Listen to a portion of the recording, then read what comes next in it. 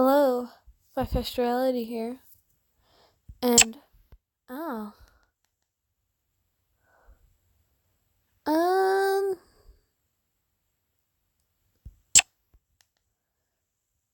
welcome back to the Arcana. I am,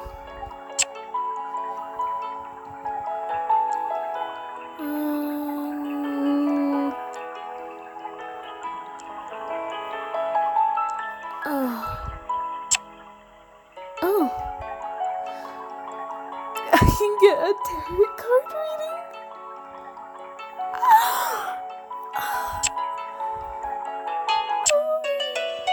Let's explore the past, present, and the future.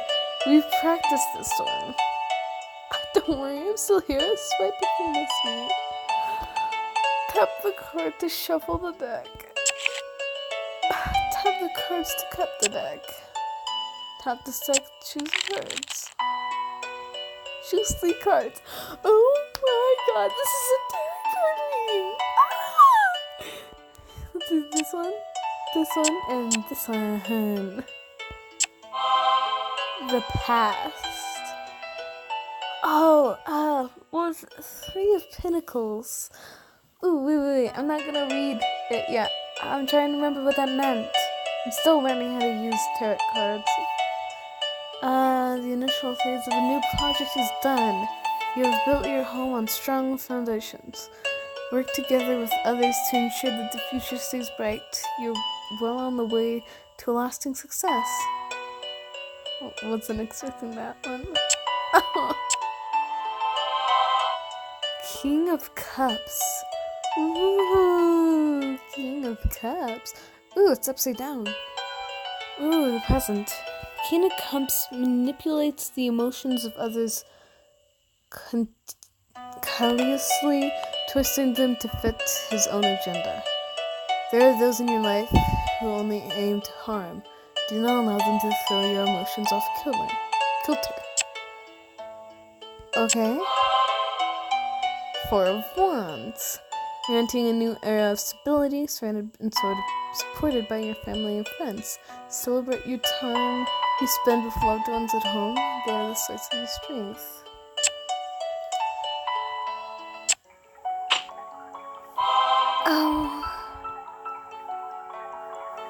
Oh my gosh. Oh, yes. Yes. This game is in it for my heart. Oh my god. Okay. Wait, I think we've done this before. 1 second. I think this is where we left off. Where we saw the doctor dude. I believe I went for him. Without a second thought, I go after him. It's not easy. Traffic is moving against me, and I don't want to make an obvious disturbance.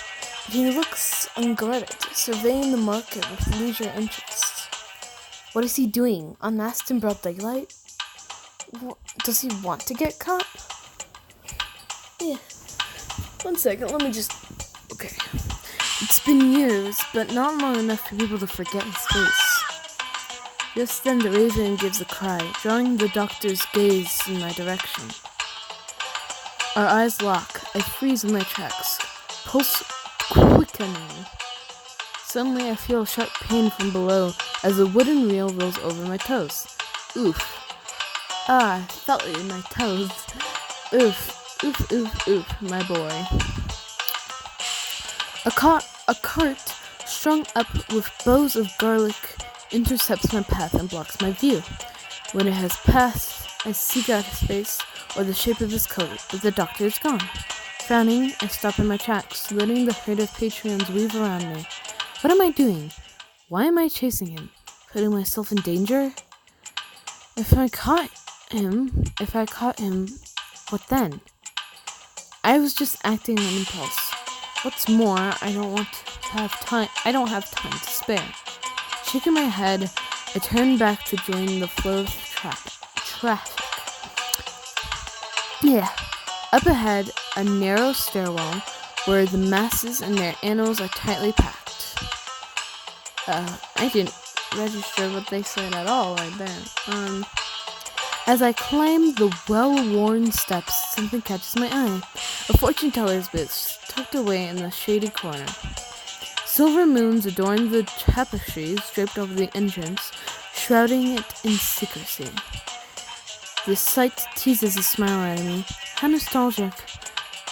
When we met, Asara was operating out of a place just like this. Yeah. As I'm lost in my musings, a patron emerges from the booth, caught up in conversation. I give a wide berth and keep my head down. She's so pretty! Oh my god! Look at her! This beautiful colors of a woman! Oh, I love her bell sleeves! I love her hair! Oh, and I love that the shirt goes off her shoulders. So pretty. I'm gonna give her a angelic voice. Before I forget, what are my lucky numbers today? 3, 6, 7, 9. Got it. 3, 6, 7, 9. 3, 6, 7, 9. I don't notice them backing into me until we crash into each other. Ugh! The impact makes me stumble, teetering on the edge of a step. As it also upsets the basket balanced on the stranger's hip, which spreads a dozen pomegranates rolling down the stairs. Oh, perfect. As if I wasn't already late. Help! Help her, you damn fool! Help this woman! Oh, this pretty, pretty woman. Oh my gosh, I love her. Sorry. All these people are so pretty. I drop into a crouch beside the stranger to help. These are luxurious fruits. It's unusual to buy them in bulk. I spot one as it's about to get stomped under by a hoof and swipe at it the last second. When I hand it back to the stranger, their eyes sparkle with delight. Oh, thank you. How sweet of you to help. And after I bumped into you in the first place. Together we hunt the rest of them down, maneuvering through the steadily increasing foot traffic. Though we're nearly trampled trying, we manage to recover every last one. Oh, I can't thank you enough. They rise to their feet and offer me a hand. Their grip is strong. The skin of their small palm is rough against mine, calloused. Probably shouldn't do this, but rubbing it off on a sleeve, they offer me a fruit from the basket. When I accept it, the stranger gives me a smile that warms my chest. Take care, all right? With a cheeky wink, they depart, slipping into the crowd. That was Portia, you know. A rattling cough draws my attention. A fortune teller has moved to stand at the entrance of the booth and is eyeing me with avid interest.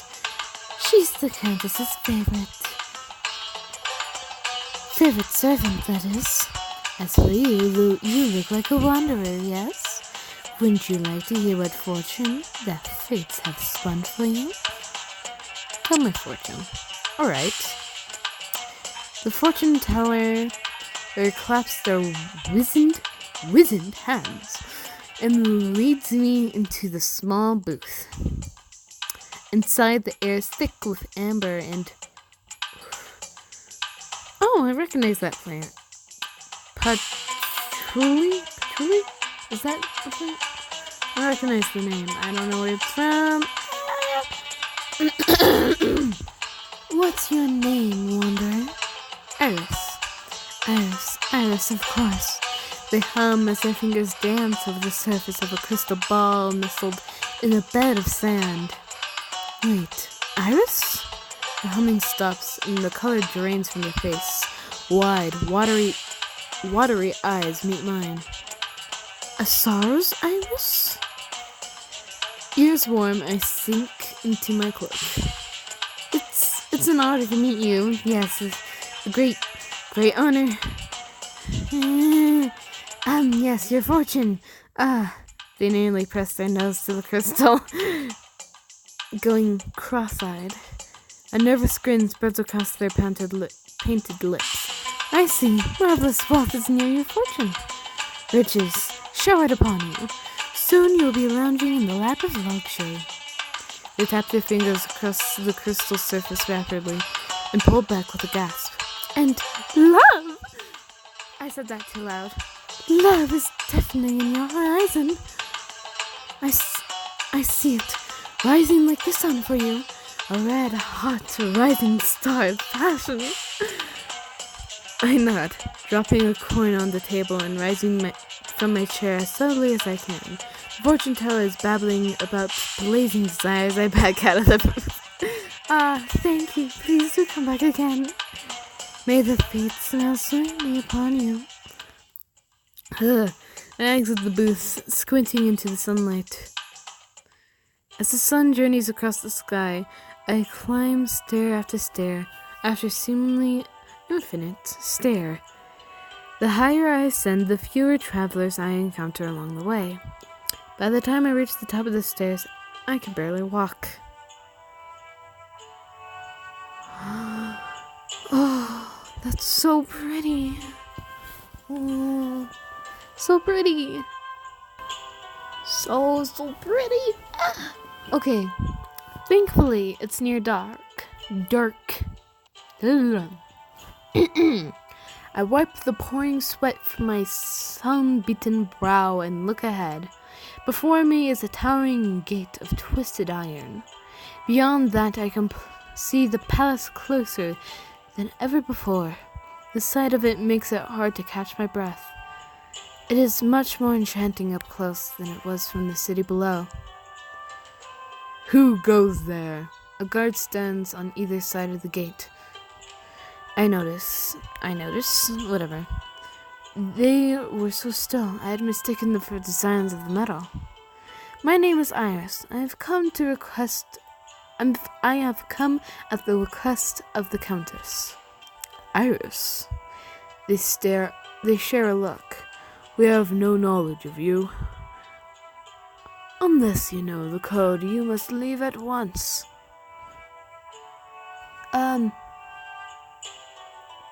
I know the code.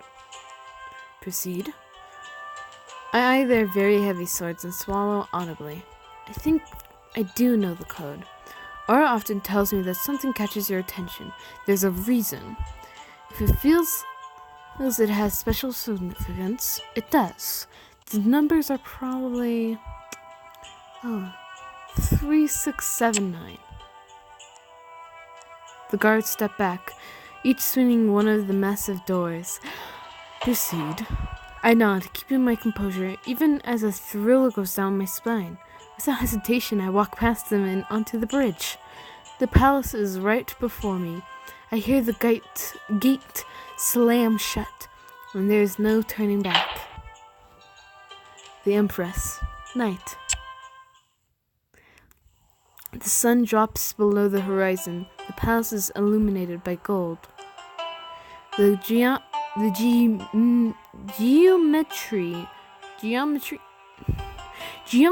of the structure is perfect. The towers seem to stretch to the stars. It's pointing towards a star. Escorting me is Protea, the Countess's servant. Thankfully, she arrived at the gates just after I did. Had she not appeared, I would have been alone as I faced the looming palace. My gale chases down the alabaster bridge into the swirling waters below. There's something down there. Corkscrewing through the muck, it glows like some kind of bloodless ghost. Its body is long and rippling, ribbon-like. Something catching your eye? She leans over me. Her eyes light up when she spots the creature in the water below. Do you like animals? I love animals. I love animals. Oh, you do? How nice. You'll definitely enjoy your stay here. The palace is home to all kinds of exotic pets. But you don't want to get too friendly with that one. It's a vampire eel, exported from faraway swamps. No eyes or ears.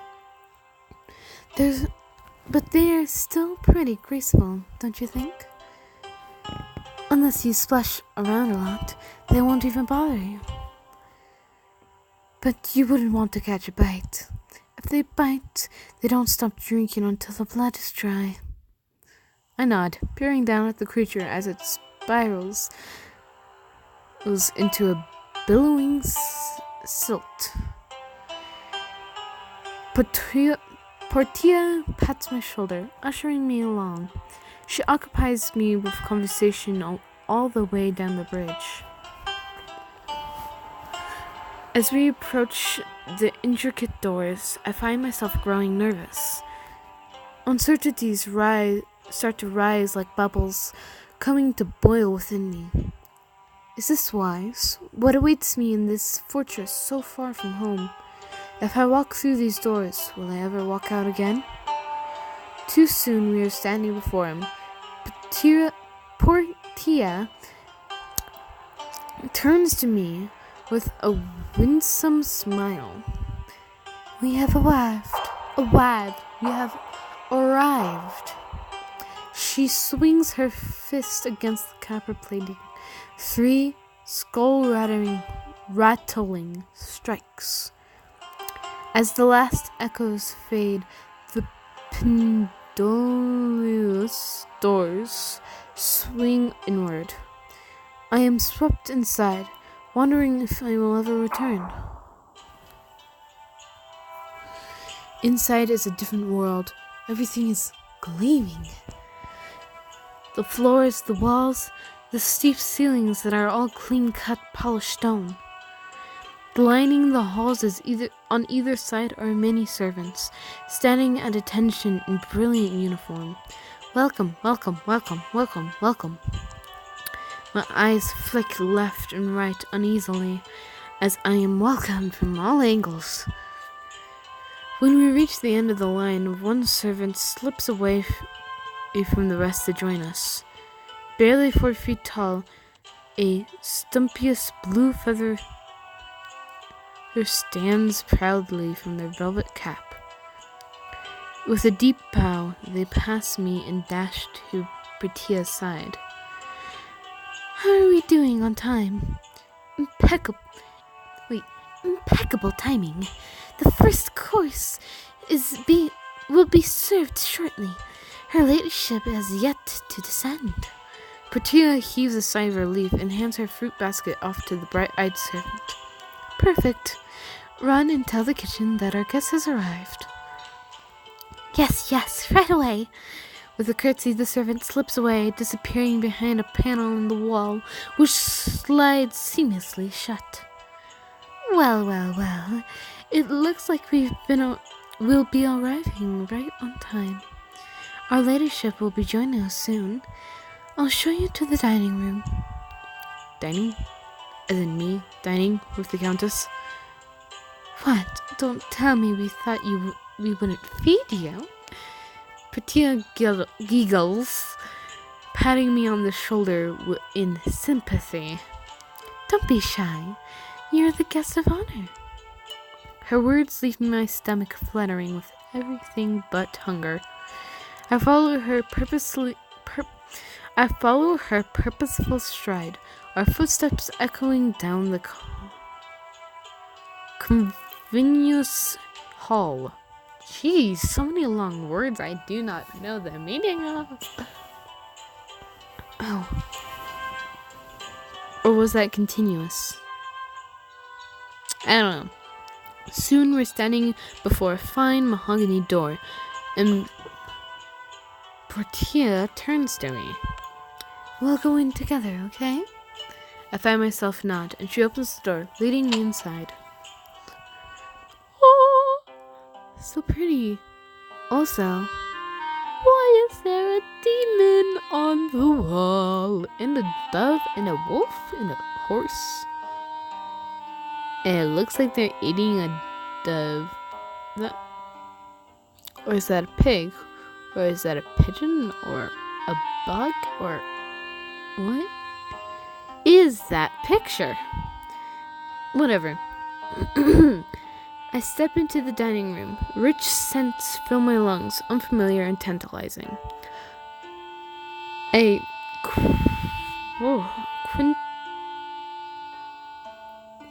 quintet dressed in gauzy evening gowns are playing a pleasant ambling melody. Before me is a long table laid heavily with platters of the most careful delicacy. Portia pulls out a chair for me, and I sink into the plush seat. Now that the food is right in front of me, my hunger returns tenfold. But the countess has yet to arrive. I turn my gaze away from the table and notice the strange painting across from me. The scene is of a meal shared among a host of figures with the heads of beasts. The table is laden with small animals, provided by a central character with the head of a goat. Rays of gold glitter around its head, and its red eyes are strikingly lifelike.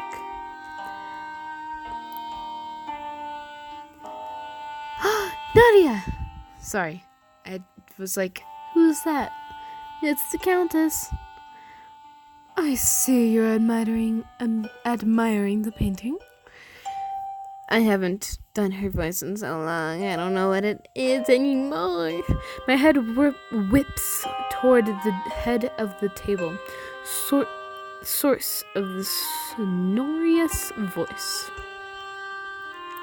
Countess Nadia is taking her seat, as graceful as I remember from this morning.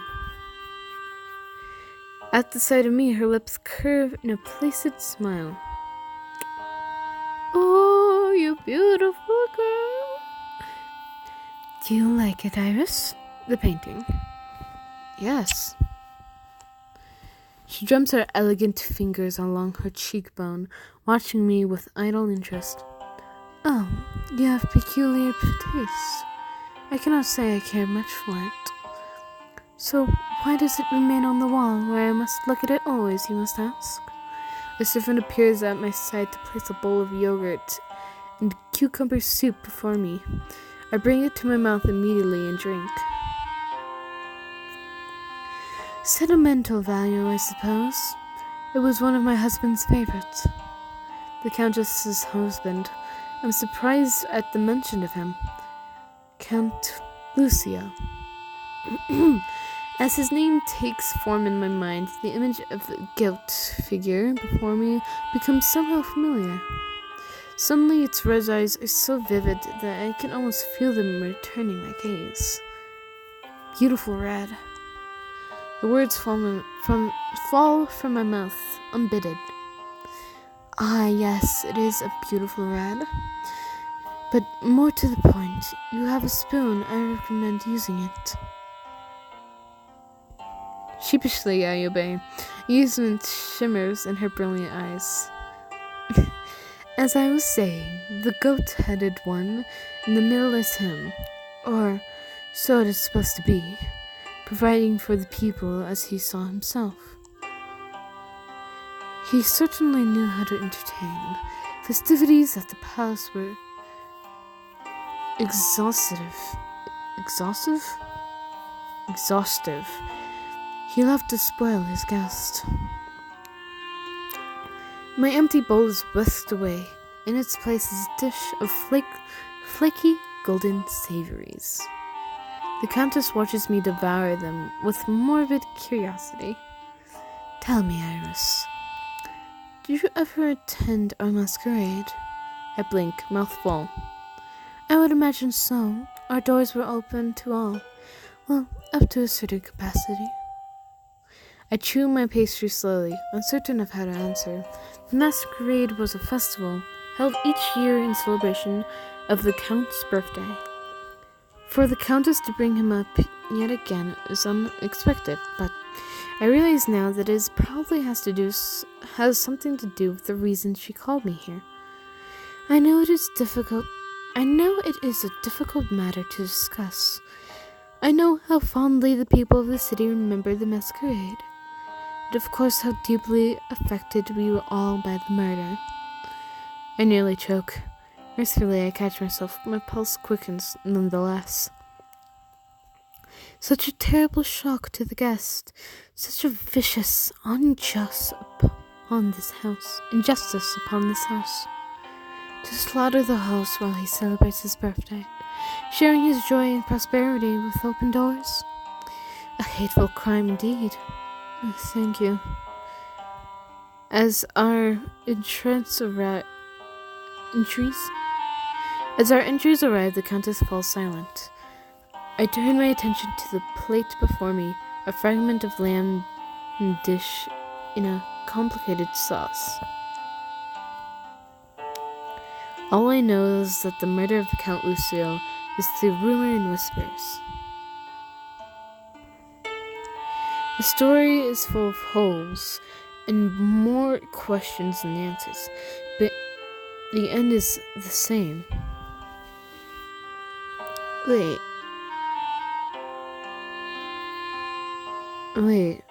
is that a skull? The Count retired to his chambers, and by midnight, he and his chamber both were engulfed in flames. The culprit was captured on the spot, or surrendered. The details vary, but before he could be brought to justice, the murderer escaped. Ever since that day, the palace has been locked away for all who would seek enter. You may be wondering why I'm telling you all this, why I called you here. The Countess speaks with gravity. At once, she has all the room at attention. Well, I've been planning this for some time. This year, we will be holding the masquerade once more. The gates will be open again, and the festivities in Lucia's honor will be more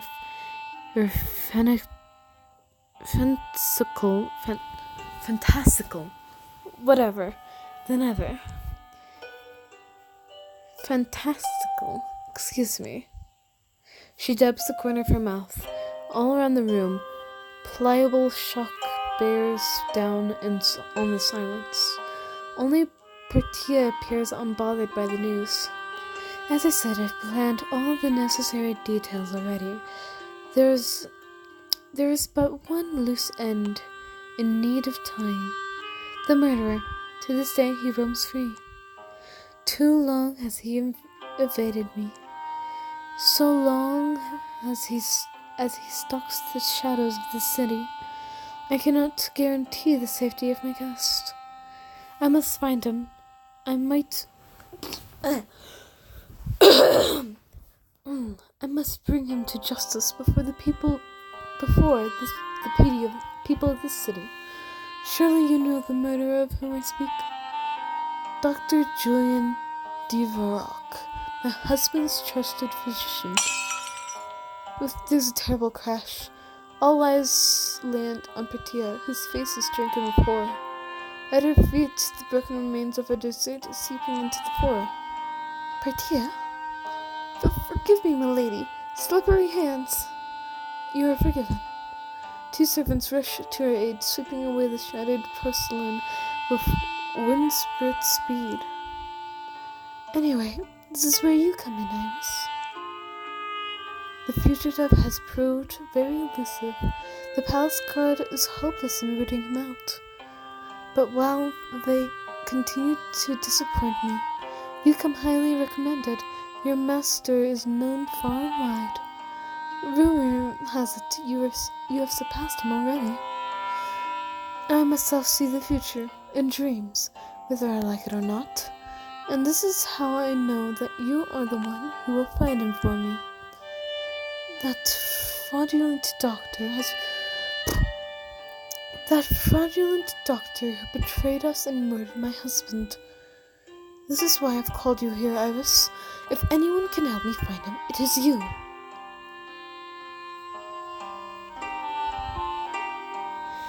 I saw him earlier. He was right there. I was going towards him. I was going to talk to the man. I didn't even know he murdered the count.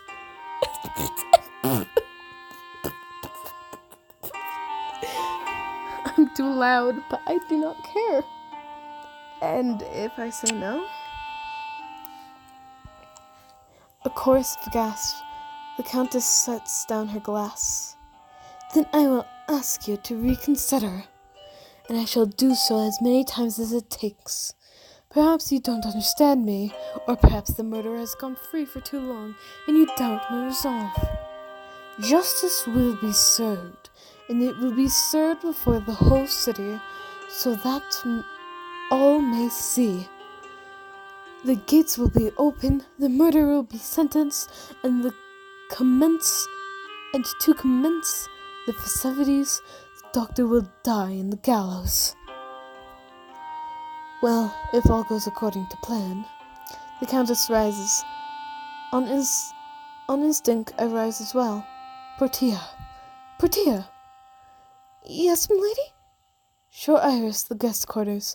I imagine there's much to ponder over. Right away, my lady. Portia pulls me to my feet, and with a humble bow whisks me to the door. The Countess's crimson eyes follows us all the way out. Portia. I keep saying their names wrong. Portia is quiet as she ushers me down the hall toward my room. I don't mind. The Countess's words left us both with much to think about. After a few turns, we pass a wide staircase veiled in shadow. A draft rushes down from the floor above, prickling my skin. It's cold, and it smells of ash. I strain to see where the stairs lead, but the darkness at the top is impenetrable. More importantly, puppies! Curled up at the bottom step are two large, lanky dogs. They notice me just as I notice them. Fathomless eyes fix upon me, and they rise slowly, without a sound. They're so pretty! They look as though they could strike at any moment. I sense no ill intent. I hold out my hand. They approach to sniff it.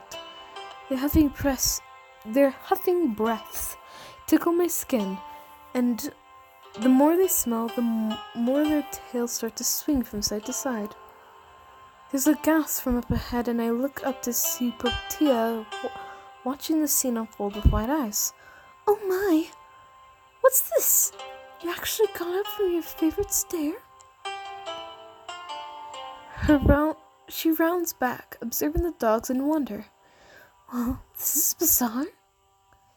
These two never take kindly to strangers. It's just how they were trained, but I've never seen them act like this. Slim snouts brush against my sides as the dogs investigate me further. Satisfied, they draw back, looking at me expectantly. Try to pet.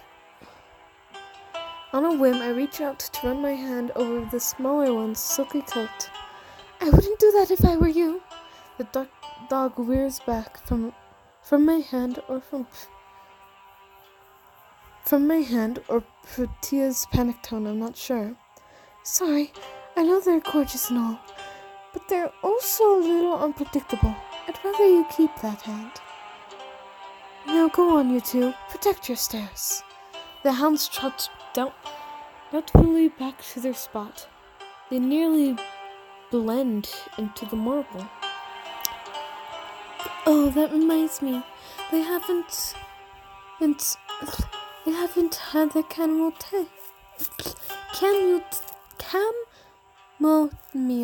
cakes. They're gonna be up all night. Keep Iris company, you two. No growling, no snapping, no biting. They've gotten a lot better. It's just rough to train them out of their old ways. Count Lucio will like to keep them vicious. Be right back. Portia swoops through a sliding panel in the wall. I'm left alone in the hallway with the dogs. I feel the bigger ones sniff my side incessantly. When I look down, it simply pulls back and stares. Then the smaller one is sniffing my other side, huffing samples of my scent, a whirl to catch it. And it sits back on its haunches, watching me innocently. Cheeky.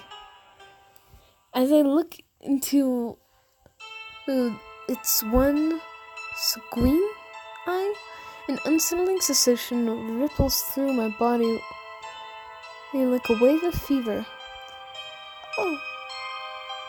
Oh, hello. What do we have here? A guest? I startled back, gazing darting up and down the corridor. Whatever. Who said that? It sounded like it was coming from up there, the top of the stairs. I can only go so far into the hollow gloom, but there's no one there. I nearly jump when I feel a yanking on my garments. The dogs, their teeth are buried in my clothes, unrelenting as they drag me onto the stairs. I trip up a few steps, and their tails start wagging. I hear the voice again, a hiss of delight. Yes, my beauties, bring that morsel to Papa. Hey! I wrench myself free. Oh God! Groaning in frustration, the dogs scamper to the top of the stairs. And wait, carefully. I take the next step toward the oppressive gloom. Good. Come a little closer. Best behave, you two. Let's show off our famous hospitality. Snickering bounces off the walls, and I feel the sweltering heat on my back, urging me higher. Ooh. Use coins to access extra content. Tap the banner to buy more. Ooh. I'm curious. Follow the voice.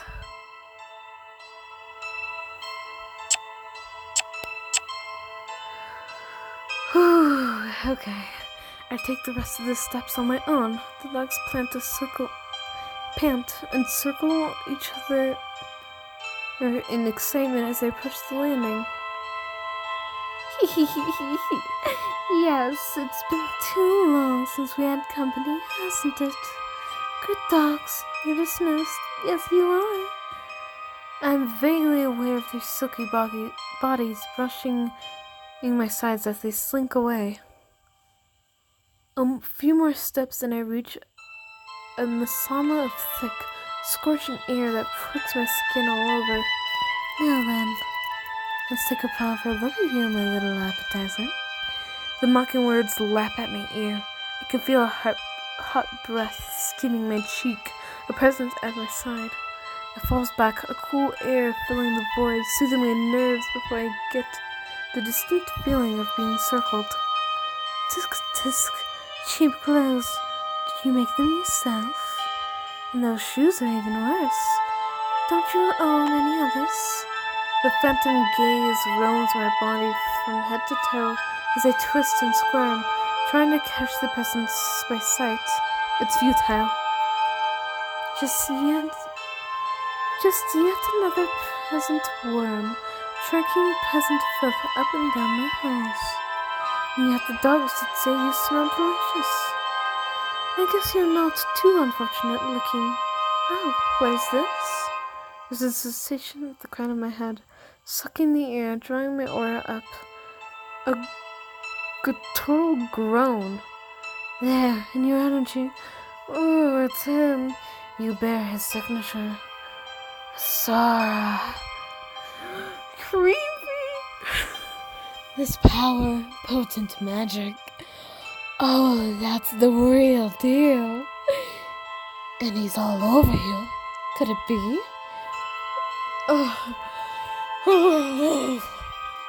I feel the feverish heat swoop over my shoulders, rising up before me.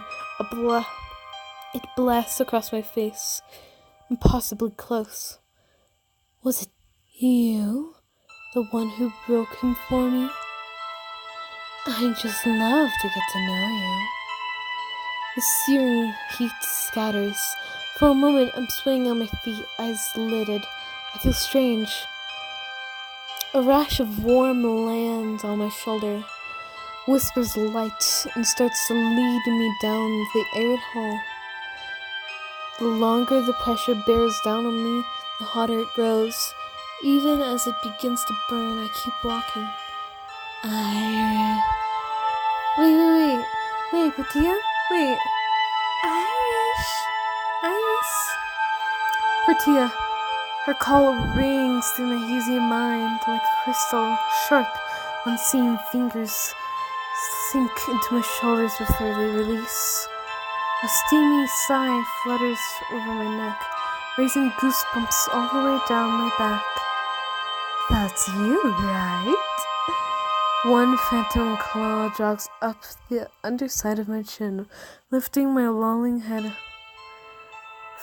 For a split second, I think I must see a figure standing right in front of me. I'll keep my eye on you, Iris. My name rings out all around again, Patia's sing-songy voice, and a mocking echo that travels down the empty hall. When I stumble down the stairs, disoriented, Patia is looking around corners for me. There you are! Where did the dogs go? Up the stairs? Up the stairs. I nod, feeling the last of the haze lift from my mind. She takes me gently by the elbow. You know, I'm just gonna leave these cakes right here and, let's get you to bed. You've had a long day. I follow at Patia's heels until we arrive at our destination. Thankfully, it isn't much further. She swings open the door with a sweeping gesture. Pretty! And here we are. These will be your quarters for now, Iris. You can put your things wherever you like. Breakfast is at sunrise. I'll be sure to wake you. My fatigue must be showing. I let my bag fall to the floor. If you find anything lacking, don't hesitate to ask. Patia prepares my bed with remarkable speed. Eyeing the smooth linens, I shudder in exhaustion. All right, you look like you're.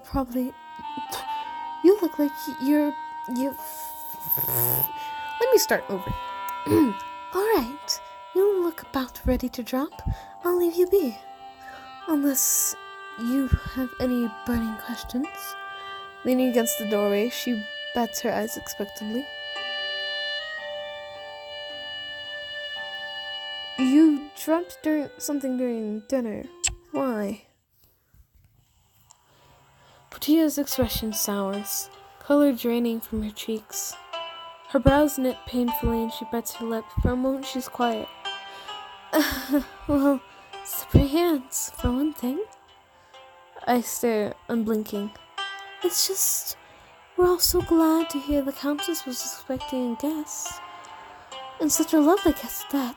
Oh, thank you. She winks, sighing when I only stare even more persistently. But to think she asked you to come here for something like this. Finding that doctor who, for all anybody knows, could be dead in a ditch somewhere. I mean, it's been years since, well, you know. He could be anywhere, right? And it's not like the god would have had any recent leads. And now you're here? She stares at me dead in the eyes. The Countess is hopeful, and for the first time I can remember, if anyone can help her, it's you. Her silhouette lingers in the hallway, a moment too long. Sleep well, Iris. Her soft voice trails off, and I hear the door slide shut. At once I burrow into the luxurious sheets. It feels as if I'm weightless.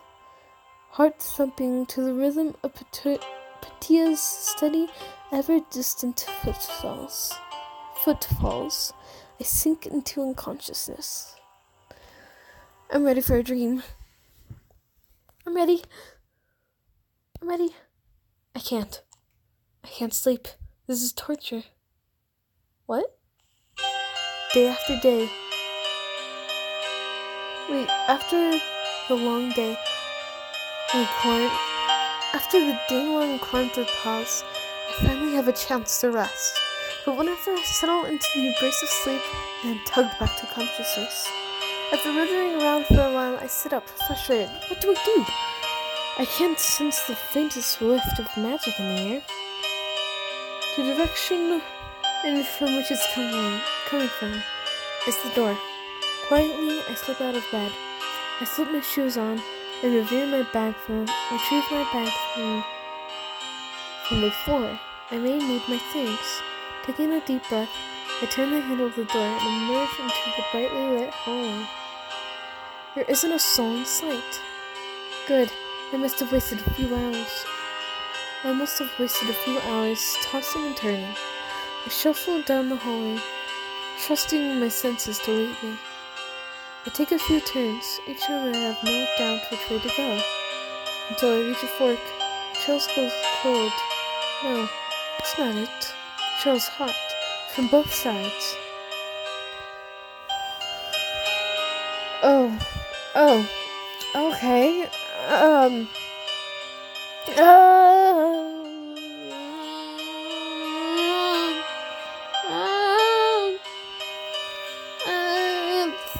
Okay, go left.